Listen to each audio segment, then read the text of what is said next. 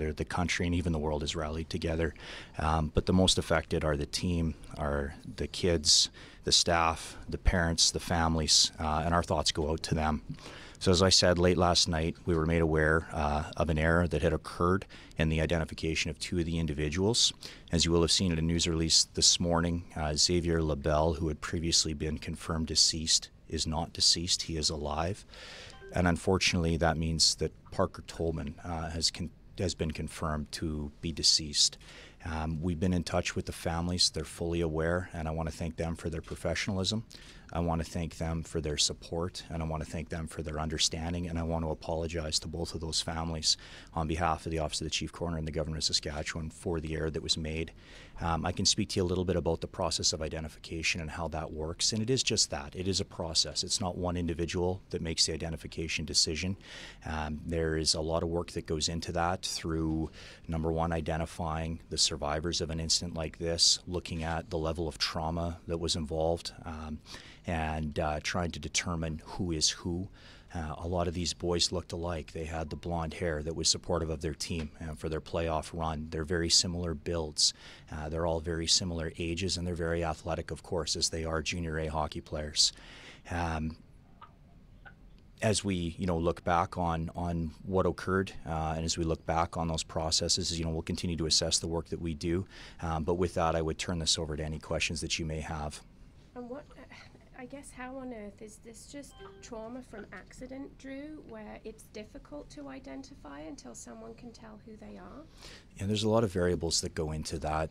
There is, as you can imagine, with a collision of this nature, significant trauma. I can't speak to the situation of each individual, as that's personal health information, so I can't reveal that information, unfortunately, for you. But there are those variables to consider, and to be able to make that positive identification. I mean, the way to 100% confirm that is through dental records, and dental records take time. You have to get them from the location of wherever that dentist may be. These boys are from all over the prairies and into BC, so that would have taken some time. We went on the process we had established by talking to numerous agencies, numerous people, and believed that that positive identification had been done appropriately. Have billets been notified as well? I believe everyone has been notified as of now. That's why we're having this news conference. That's why we sent out the release this morning.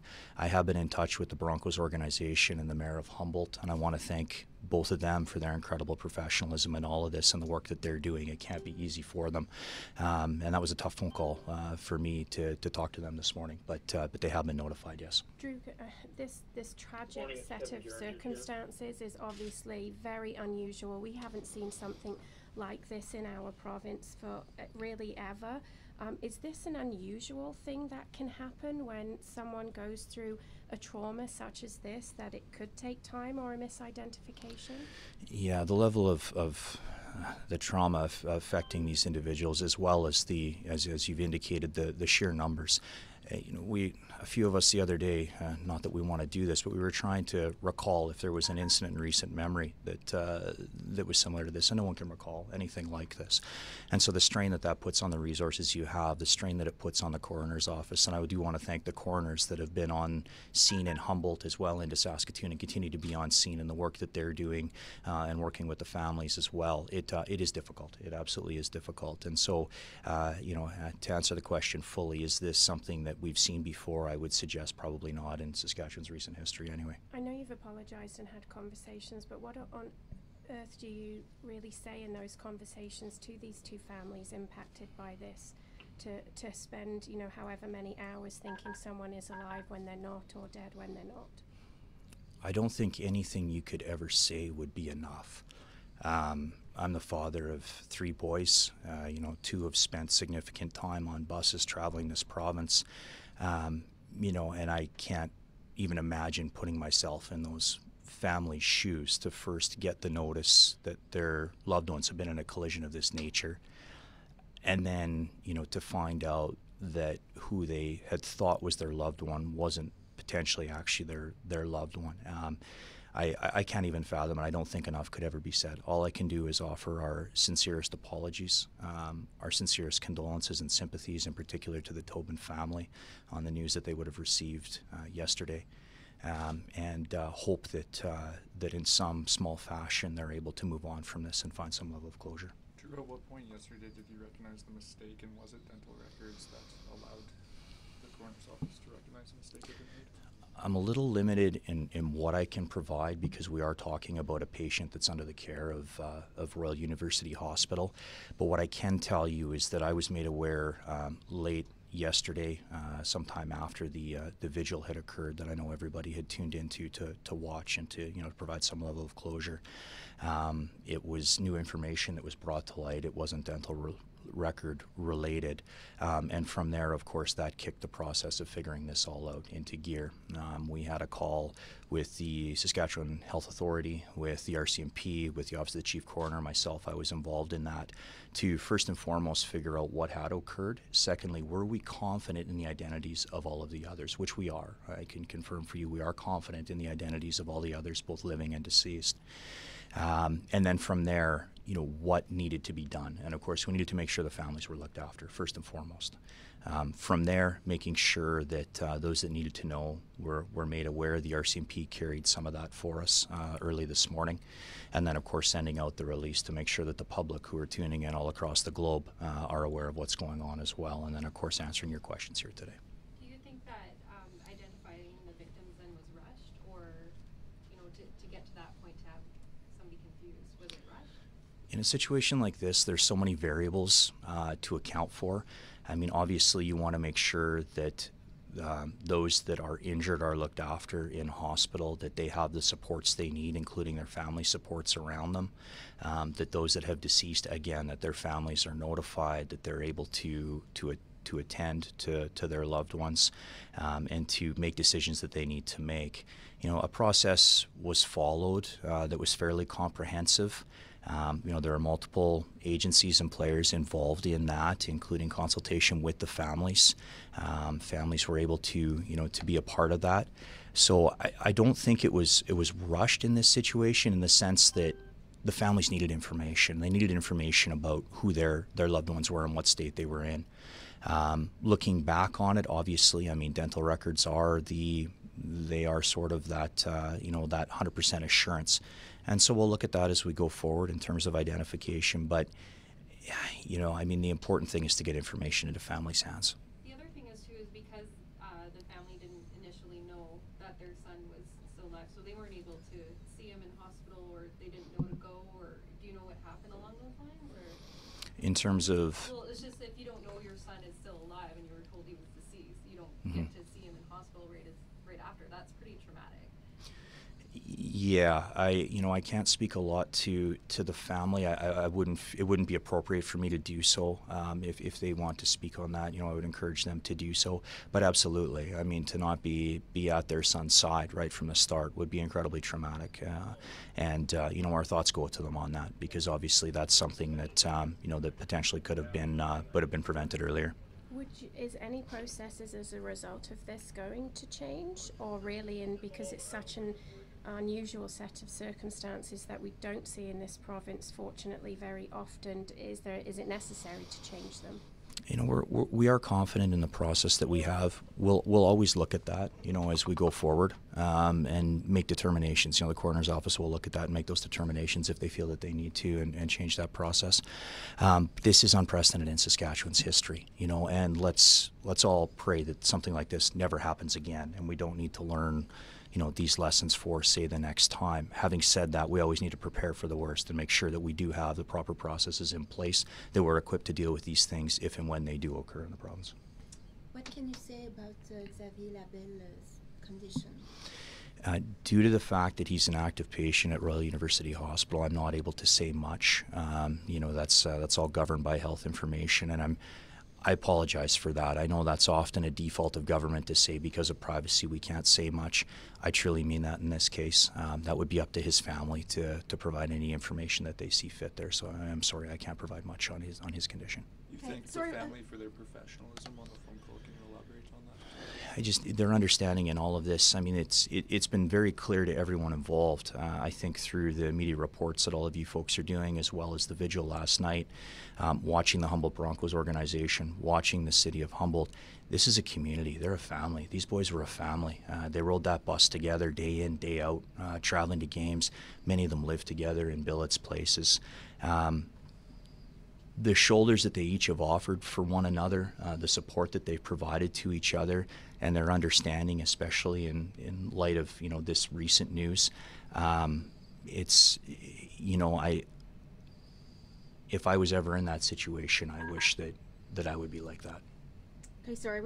Is there anybody on the phone? I think you may have a hard time hearing, but is there anyone on the phone with a question? Hello? No questions from the phone?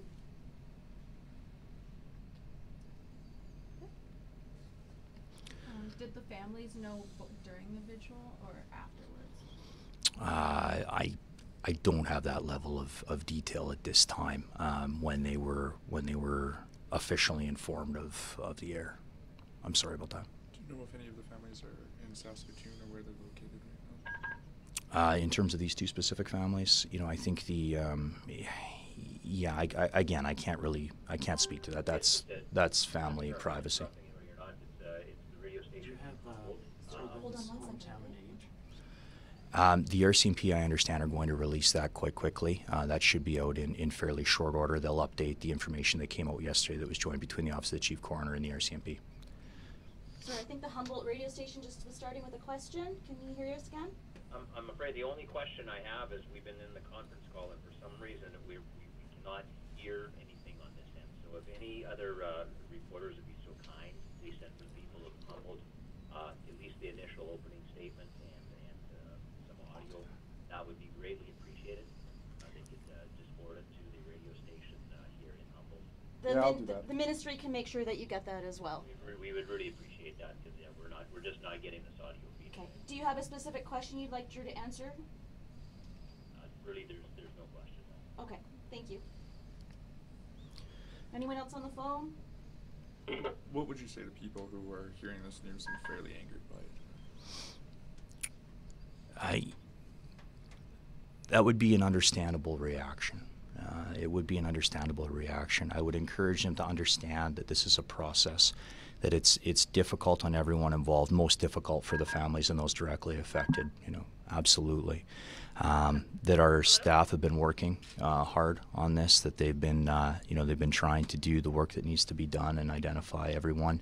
And it is unprecedented circumstances in the province's history to have this level of tragedy out of one incident. So I would encourage them to find some level of understanding on that, and hopefully that's enough for them. Okay. I started to hear somebody on the phone say hello. Was there another question before we wrap up? Hi, I'm sorry. This is Artemis from CNN.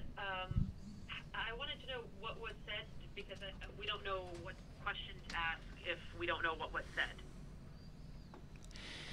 The ministry can provide you the audio if you want to drop us an email. We can get that to you. We can make sure that everybody gets the audio who needs it as well. Do you have any specific questions? Have the families that have been misidentified been informed of their loved ones, I guess, being alive? Are you able to hear me on the phone? I can hear you now, yes. Okay. I apologize for the inability to hear there. That's sorry about that.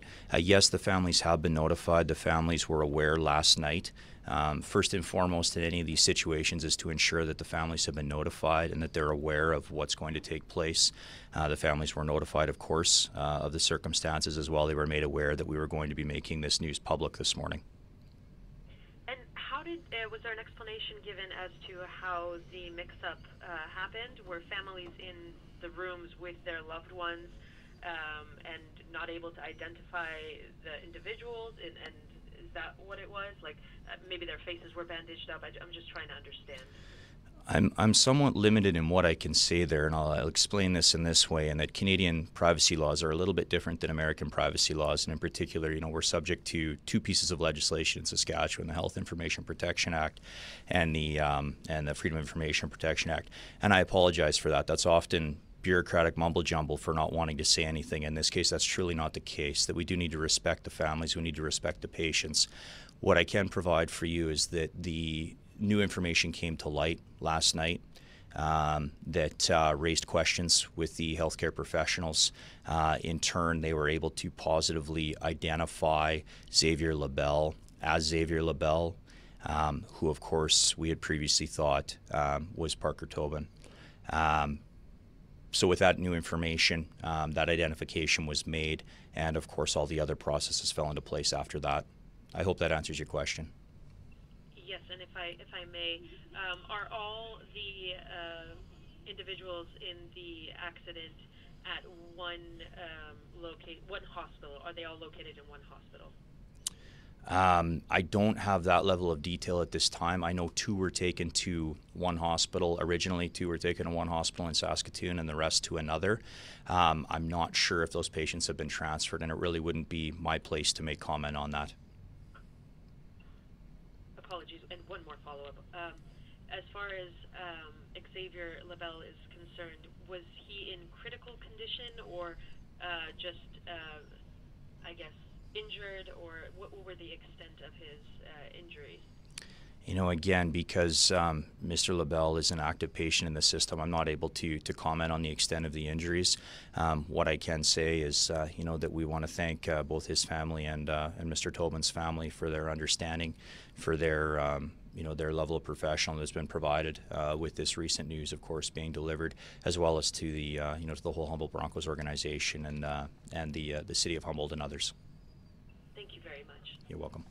Anyone else on the phone? Hi, can you hear me? I can. Hi, this is Mary Tate from the Globe and Mail. Again, sorry, I was one of the ones who couldn't hear anything, so I'm sure you've answered this, so apologies for that. I apologize for the... How the first identification happened. Was the family involved in identification? Yeah, it's a process that's followed, and the first piece of that is to get a list of who the you know, the perceived survivors are, and who the perceived victims are, and from there start to make those determinations. And so the coroner would have begun the process of identifying those that had deceased. Off the basis of some of that information, they were able to use some other community resources that were available, that were familiar with these individuals. And then from there, yes, the families would have been a part of that process. So it is a process that's undertaken and followed quite closely. So had Xavier's family, like a next of kin, identified his body? The family would have been involved in the identification process, yes. In terms of, you know, the finality of that and where that was, it's not, you know, I can't comment on that right now, but what I can confirm for you is that they would have been involved in the process, yes. Does involved mean they saw the body and said, yes, this is our son? Again, as I've said, I can confirm that they were involved in the process. They were able to be at the, you know, the terminology I use in this is difficult, and I don't want to sound, you know, I don't want to sound flippant, but the makeshift morgue that we had set up in Saskatoon, they were able to attend there as all the other families were on Saturday afternoon. You know, in terms of the level of conversation and what went from there, I'm not at liberty to provide that, but yes, they were involved in the identification of their son. And can you say, sort of just to clarify, when you talk about they, who is they? Again, the family. Out of respect for the family, I won't list which family members were involved. And was Parker's family, the Parker family, ever involved in saying whether their son was alive or otherwise? It's safe to say that all of the families have been involved in the process, yes. That all of the families have been, you know, fully aware. And again, our thoughts and concerns go out to those families, because I mean, number one, they're dealing with some incredibly difficult situations, and number two, I mean, this recent news, I think especially the two families affected, especially Parker's family, but also all of the other family members too. I mean, this is not easy news for them to digest. Sorry, just to clarify, for Parker's family, was there somebody at the hospital, perhaps Xavier, if I understand right, who they believed was their son for a couple of days?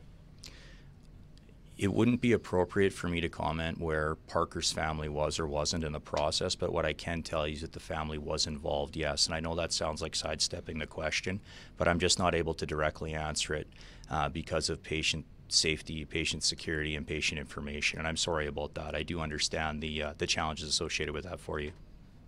Okay, just to clarify, was somebody of Parker's next of kin at the hospital? Parker's family, my understanding is, has been in Saskatoon, yes. Okay, thank you. You're welcome. Anyone else? Anyone else on the phone? Okay, folks, thanks. We're going to wrap this up then. Thanks, everybody on the phone. Sorry, if you would like the initial audio, feel free to drop me an email, jennifer.graham@gov.sk.ca, and I will email you the audio if you need it. Thank you.